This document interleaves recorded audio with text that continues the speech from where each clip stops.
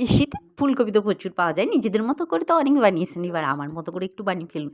দেখুন আমি ফুলকপিটাই জলে ভাপিয়ে নিয়েছি, তারপর একটু লঙ্কা আর একটু রসুন বেটে নিয়েছি, পেঁয়াজ বাটা তো আছেই, আদা বাটা তো আছেই, তারপর একটু দইয়ের মধ্যে একটুখানি ধনে গুঁড়ো আর জিরে গুঁড়ো মাখিয়ে রেখে দিয়েছিলাম।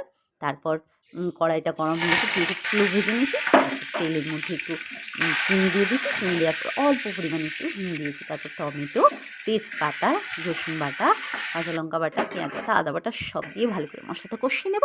কষিয়ে নেওয়ার পর ওই যে দইটা রেডি করে রেখেছিলাম, দইটা দিয়ে দিতে হবে। এবার দইটা দিয়ে দিলাম, দইটা দিয়ে দেওয়ার পর ভালো করে কষিয়ে মশলাটা, তারপর ফুলকপিটা যেগুলো ভেজে তুলে রেখেছিলাম দিয়ে দিলাম। নাড়াচাড়া করতে করতে নাড়াটা কষা কষা হবে, ফুলকপি রোস্ট দারুণ লাগে খেতে, বাড়িতে অবশ্যই বানাবেন কিন্তু। আর ভালো লাগলে অবশ্যই একটা লাইক কমেন্ট শেয়ার করুন, আর সঙ্গে থাকুন, সাবস্ক্রাইব করবেন প্লিজ। আর এরপর রেডি হয়ে গেছে, রেডি হওয়ার পর একটু ধনে পাতা আর কাঁচা লঙ্কা